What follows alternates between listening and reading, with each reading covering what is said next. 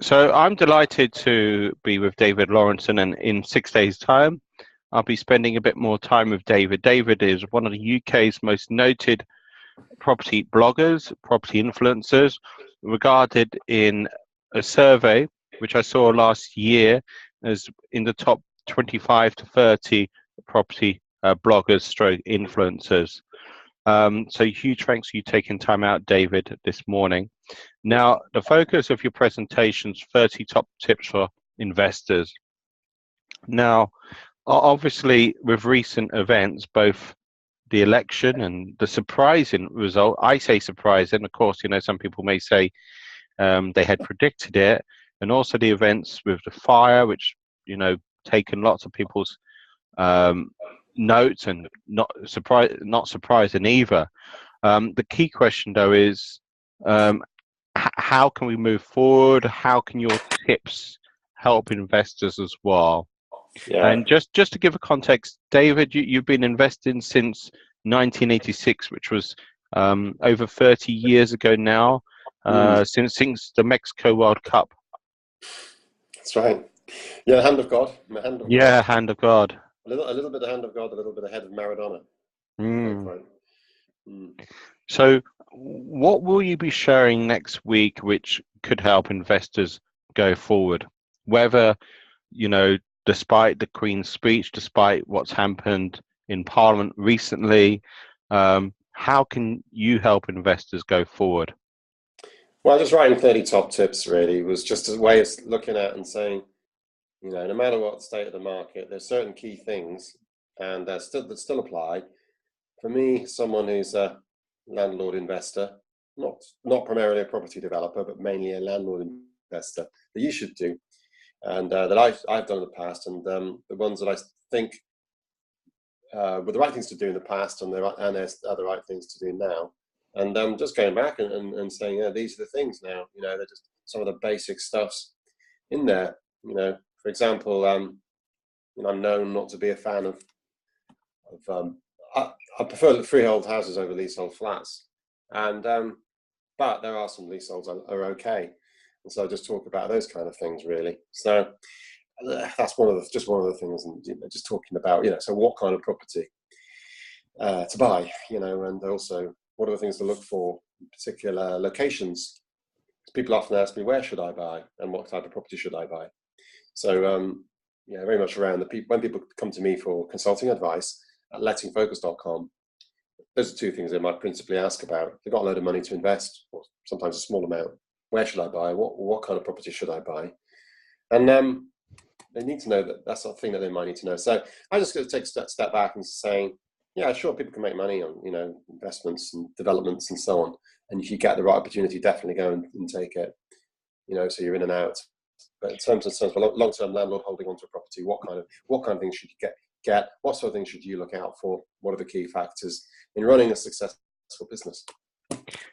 Two things. One, how have you built that brand, David? Because it's not just you as an investor.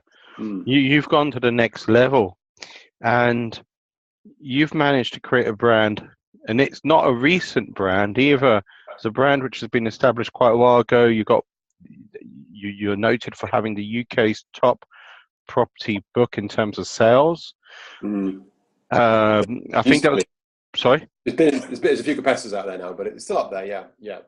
So how did you create that brand? Obviously, it's partly your academic basis. You were educated at, am I right in saying, at CAS? Yeah, that's right. I think you did an business school, yeah. MBA at CAS.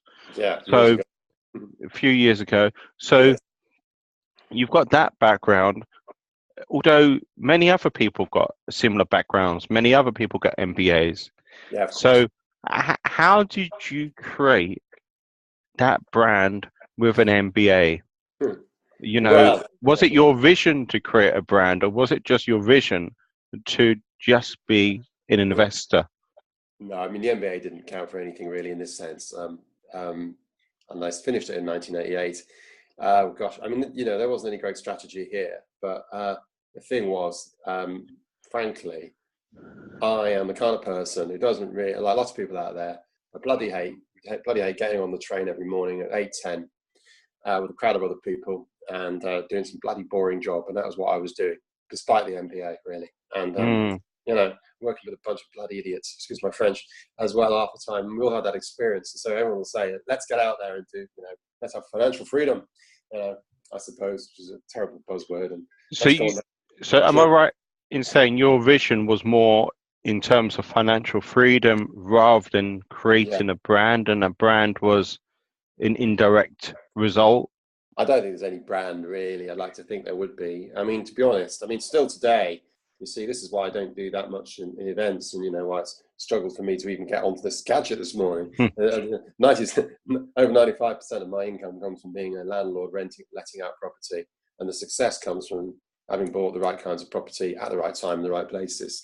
That's what it is. But yeah, I basically got into property. My first property, let out a room in my home back years ago in '86, and I just built up from there. And I just really enjoyed just being my own boss, really. And you know, got made redundant a couple of times. To be honest, I didn't really fit into corporate life in a big way. You know, having to work with too many bloody idiots, and you know, I just want to do my own thing. And property gives you that scope and space to do that. To some extent, that's all fun, you know. So that was it. I mean, there wasn't any great strategy though, really, apart from just wanting to be my own boss. And fortunately, working for Lloyds Bank and Direct Line, used quite on a lot of their time, spent my time building up my property stuff. So, sure. The reason why I'm pushing you on the brand is to mostly because, you know, nowadays people talk about the importance of brand, particularly if they're looking at crowdfunding, for example, and your brand is so recognizable as well, not just a published author, as I say, regarded as, I think, in the top 25, 30 property influencers. I know you regularly communicate as well. You've got a blog, which I think is bi-monthly. Have I got that right? Yeah, roughly every 2 weeks at least. I try and put a new blog out there. Sure. What was that one thing which created the awareness about yourself? What came first, the blog or the book? Yeah, the book came first. And when I started writing the book, then I sort of did quite a lot of writing articles. I still write articles. I write every month in Your Property News, for example. So I started writing some articles then as well, including for the national newspapers. But, you know, there again, you know, working with some of those people is very irritating. Not YPN, they're good, but national newspapers, because they treat you like an employee, so didn't want to do that. Yes, I started writing, and then the website came about a year and a half after the book, actually. So then I just had the website and wrote some blogs around that. And I do one-to-one advice with individuals, and at the moment, twice a year seminars, really, and they're in the evening and they're quite low cost. I have to mention, by the way, in the book, because I've got 3 books now. Exactly. So it is almost, whether you like to use the word brand or not, I think you've got a brand, particularly when you've got 3 books. You've been in national media. Is it the Times, Telegraph? Yeah, that's right. Yeah, I've been quoted quite a bit. I think at FT, I'm quoted quite a bit nationally from time to time. You know, I don't go out hunting the work, but I guess there is a brand element a bit. And so the 2 new books, they've got a similar look, a similar picture design on the front cover. So one is for tenants, actually. It's a guide for tenants in the private rented sector. And the other one is a guide to landlords about how to find the right tenants. It's very specific. And my first book, of course, is a general book for landlords. And I can say one thing as well. My publisher decided to have a very similar front cover to the new edition, which of successful property letting, how to make money in buy to let, which is my first book. And they decided to have a quite similar picture cover to they're pretty similar, aren't they? I can't even tell. Oh, definitely, yeah, very similar. I did say this is bloody stupid, but they did it, and so half the people probably don't realise there's a new edition. But there is a new edition, and it came out in April, and it's a brand new, fully updated edition. But yeah, thanks to my publisher, a lot of people probably don't realise that, because even I can't tell, you know. Sure, and just to add, it's actually a publisher rather than self-published. Have I got that right, David? That's correct. It's a published book. So, you know, I went out to a commercial publisher years ago, and they decided to publish it. So, yeah, I mean, anyone can sit down and get a book published on Amazon, self-published book, and many have. And there's a lot to be said, which is very good for it. But yeah, it's a different ball game to go to a commercial publishing and to get them interested enough in it and believe in you to do that. So I did promise it would be a short interview. So literally the last few minutes, I don't get a chance to spend too much time with you. Just to focus on, how did you get yourself featured into the national press, and also how did you meet the publisher? Because there's many people who are investors. So what was unique about your story, or was it just your network at the time through Cass Business School, or not even Cass?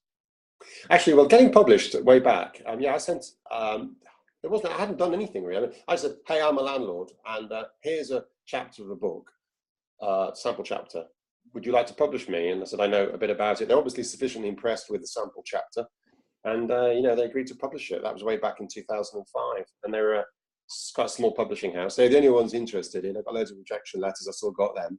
But they're the only people in the end who wanted to do it. But as it sold quite well, as you say, more fool the others. That was how that happened. So that was the book. Getting the book published, and getting on national paper as well, because I've got quite a successful book. I keep tabs on who all the journalists are, personal finance and property journalists. They're all on my mailing list, and from time to time they contact me, and if they keep contacting me for quotes and then don't quote me, then I won't take their calls. But so that's what happens. And okay, so a lot of the success which you've had outside of the property arena has been to publishing that book. Yes, that's correct. It's a bit of a door opener, because people can see it's a commercially published book. It's someone else, a publisher. I'm not talking about Amazon, self-published. It's a commercial publisher. Sure. Faith in it, and it's been around a long time.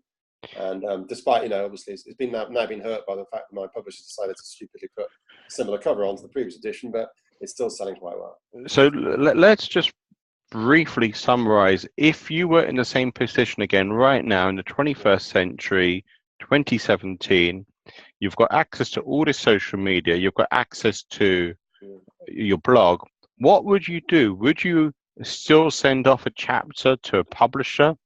I don't know what you do now. That's interesting. I suppose ultimately you would. I mean, here's the thing, by the way. If anyone's got a novel out there wants to get it published, apparently, this is a weird thing. If you have something like that, by the way, you won't get anywhere if you send it off to a publisher, because they just refuse to accept unpublished manuscripts.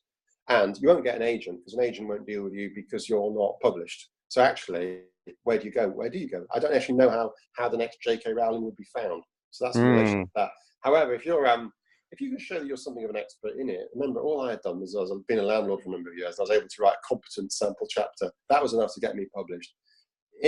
Today, in the age of social media, I think it's probably still need to basically bang something off, a competent letter, and something for them to read. But lots of publishers, even in stuff like what I do, which is the non-fiction, still lots of them won't accept an unpublished author. And of course, an agent won't deal with an unpublished author anyway. They only want to deal with someone who's going to make them a load of money. So frankly, I don't know where you go. But so is it partly going through self-published route into a publishing route?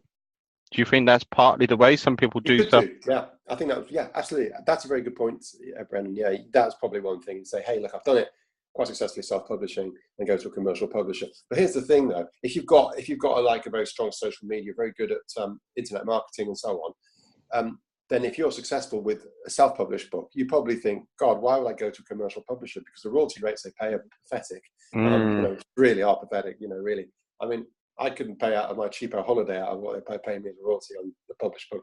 But if you're self-published, you get to keep a lot more than Wonga, which is super. And of course, then you'd be marketing it, in the social media, on internet marketing, and you'd be building your brand that way. So frankly, you'd be putting two fingers up at the commercial publishers, and and why not really? Because they're going to give you scraps out of you're going to get scraps out of the price that someone pays for your book, whether that's an ebook or a paperback. David, I've got a lot more questions, but I promised it would be a short 5-minute interview. Look, you're presenting next week on 30 Top Tips, but I am definitely going to give more time. I think you said it's going to be about half an hour. Yeah. I'm 40 minutes. I am going to give some time for the audience to ask your questions. or ask the questions. And maybe the questions won't be on brand, but what I do see right now is the importance of brand. Looking at the likes of Nicole Bremner, and Yeah. maybe her success is not completely based on brand, but it does help. Raising 1.6 million in 17 minutes through a crowdfunding platform. Yeah, she's probably better at it than me. At that, I'm sure, in terms of brand.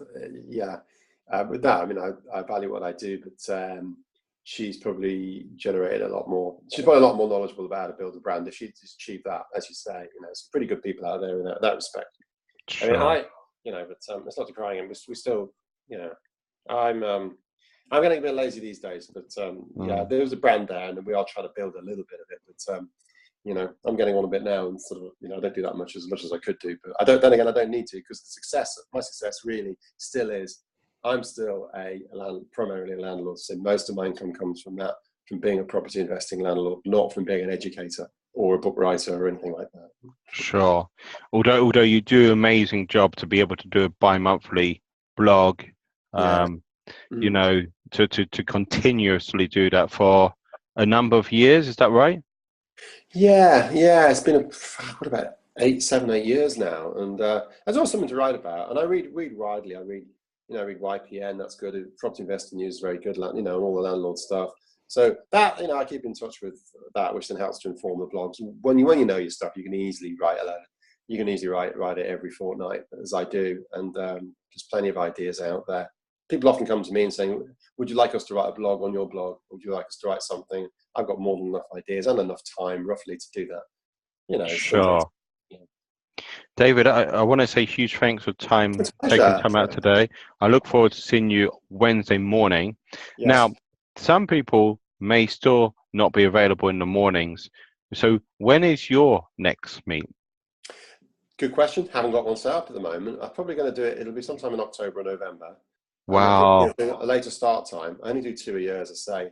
I haven't even got the date yet, but it'll be sometime then. If anybody wants to get on the newsletter, it's they can email me at david@lettingfocus.com, and I'll tell them when and keep it'll be posted on my website, Letting Focus, when the next one will be. But I haven't yet worked that out. And in terms of access to those books, if they go through lettingfocus.com? Yeah, go through lettingfocus.com, and you can either buy it on Amazon. But for Successful Property Letting, you may be able to find that in bookshops, like Waterstones and a few others. And the other 2 books are available also at Amazon, and you can buy it, and you can download them from my site as well. So which is great. So the 3 books are there. Huge thanks for joining me myself today, David. Thank you. Thanks, Brendan. Thanks very much. Bye-bye. Bye.